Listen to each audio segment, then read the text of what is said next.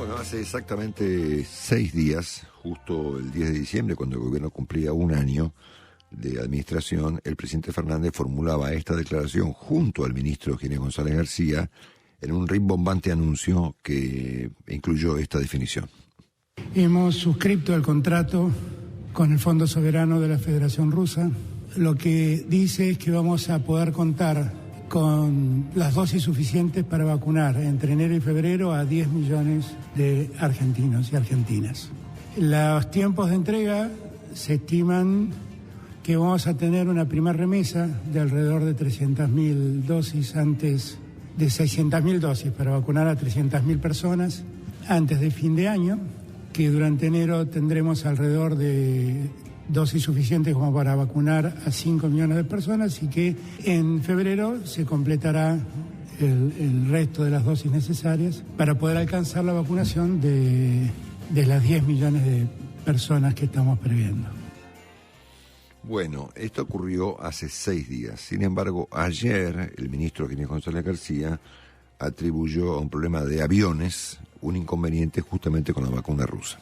No le puedo decir, porque nosotros estamos haciendo todo y es lo que se había dicho, pero lamentablemente no. Hay variables que son difíciles, porque también estamos con dificultades por ahí con los aviones. No es tan simple, no es un... Pero queremos hacerla, de la voluntad política del presidente en adelante, y lo que también le puedo asegurar, que es lo que hablé con la provincia.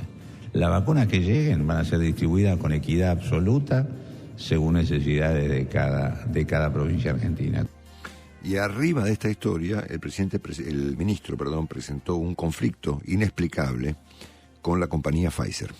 En la negociación se nos pidió una ley, la ley estuvo en el Congreso, y después apareció en la negociación, nunca era la gente local, sino decían que era la central estadounidense la que decía que no era suficiente, entonces había que hacer una nueva ley, y además que el contrato no lo firmara yo, sino lo firmara el presidente. Es decir, en rigor de verdad son condiciones poco inaceptables. Entonces le hemos pedido que revean todas esas circunstancias, porque la voluntad política de la Argentina es tener la vacuna de Pfizer como la de tener de toda la vacuna, y la prioridad es cuándo la vamos a tener.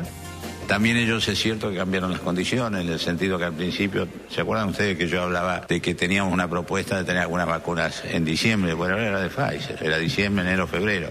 Aún así aceptamos que fuera febrero, pero en rigor de verdad, hoy si bien hay un pedido concreto de parte del gobierno argentino, obviamente concretar la negociación no está cerrada, esta es la verdad. Bueno, en estos 6 días, entre esa conferencia y este anuncio de ayer, la agenda pública argentina estuvo concentrada en cualquier otra cosa, que la Corte, que la señora de Kirchner, que no sé cuántas cosas que estábamos discutiendo, y a mí no se me ocurre que la Argentina, y lo marcamos aquí en un par de comentarios, debía tener otra prioridad central que no sea esta, ¿no es cierto?, la de vacunar a los argentinos, de algún modo, en alguna medida, a partir del mes de diciembre, como lo están haciendo otros países del mundo. Quiero mirar un poquito en conjunto con el doctor Adolfo Rubinstein, que es epidemiólogo y fue ministro de Salud, en qué estado de cosas estamos los argentinos entre estas declaraciones. Adolfo, un abrazo, buen día. ¿Qué tal, Marcelo? Buen día, ¿cómo estás? Bueno, da la impresión de que nos quedamos sin una cosa ni la otra, ¿no? No sé qué piensa usted. Es difícil, digamos, en este momento precisar muy bien lo que dijo ayer el ministro. Yo creo que hubo un poco de imprudencia por parte del gobierno y por parte del ministro de precisar fechas, sobre todo, de llegada de la vacuna, de comienzo de la campaña, cuando había muy pocas certezas al respecto. No se sabía ni se sabe cuál es la vacuna que iba a llegar primero, cuántas dosis realmente iban a llegar, cómo se iban a armar los dispositivos de vacunación, digamos, toda la logística que es diferente de acuerdo a cada una de las vacunas, cuánto tiempo iba a llevar, cuáles iban a ser las prioridades de vacunación, en fin, hay todavía una secuencia de pasos que no están todavía definidos como para decir vamos a vacunar a 300.000 personas en diciembre y 5 millones en enero y en febrero. Me parece que eso fue un poco imprudente. Lo que creo que tendría que haber hecho el gobierno es insistir, por supuesto, con la campaña de cuidados e higiene, fundamentalmente para prevenir, sobre todo evitando todos los eventos que ocurrieron, digamos, en las últimas 2 o 3 semanas, que yo creo que tienen algo que ver con lo que está ocurriendo ahora, con el quiebre de la tendencia declinante que tenían los casos, al menos en el AMBA, Y por el otro lado, tendría que haber dicho, estamos haciendo todo lo posible para aprovisionarnos del stock de vacunas necesarias para iniciar lo antes posible la campaña de vacunación. Y mientras estamos aceitando la logística.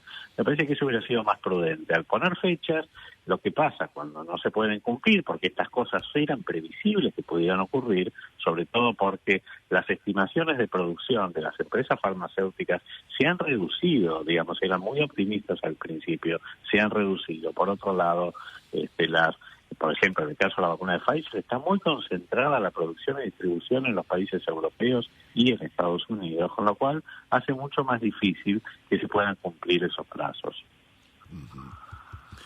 Bueno, ¿y usted se le ocurre, siendo que conoce más el ambiente que nosotros, por supuesto, qué inconveniente puede tener Argentina con Pfizer?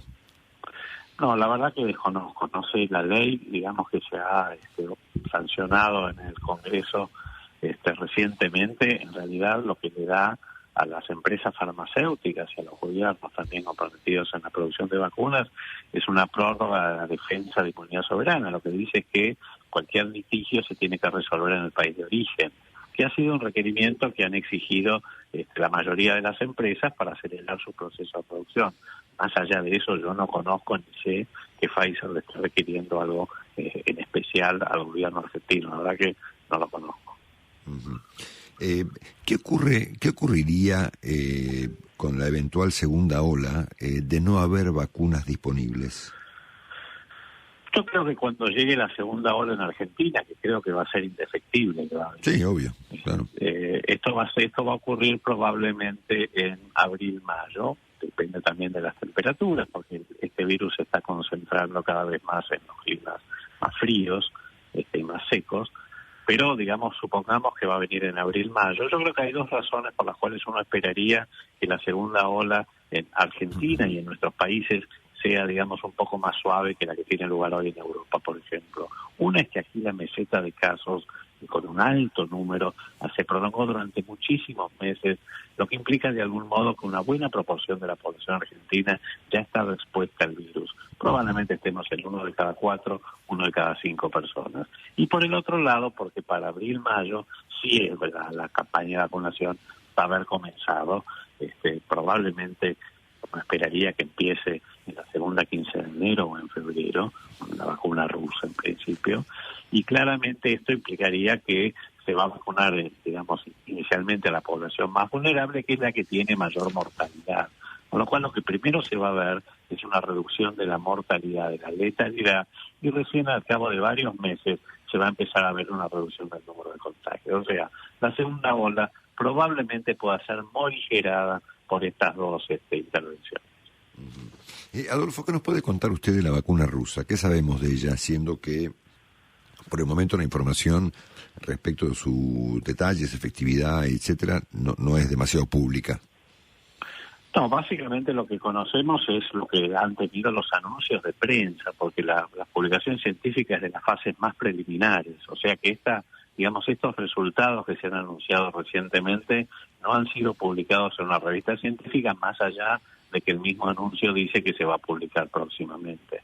Así que no sabemos. De todas maneras, pareciera como que tanto la seguridad como la eficacia es bastante similar a la de las demás vacunas. O sea, es muy efectiva, muy eficaz.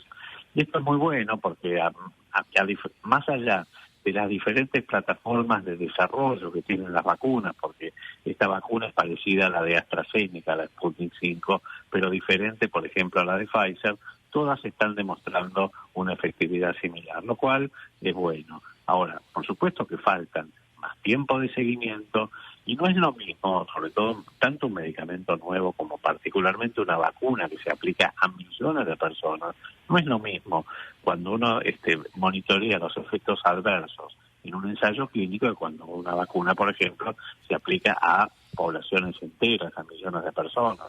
Por eso es importante que haya mayor seguimiento clínico. Pero de todas maneras, dado el contexto de la pandemia y obviamente la emergencia, y la emergencia sobre todo en la segunda ola, es correcto, digamos, por ahora nada hace suponer que la vacuna rusa no sea tan eficaz o tan segura como el resto de las vacunas. El doctor Rubinstein. Adolfo, gracias por estos minutos con nosotros. No, gracias a vos, Marcelo. Chao, chao.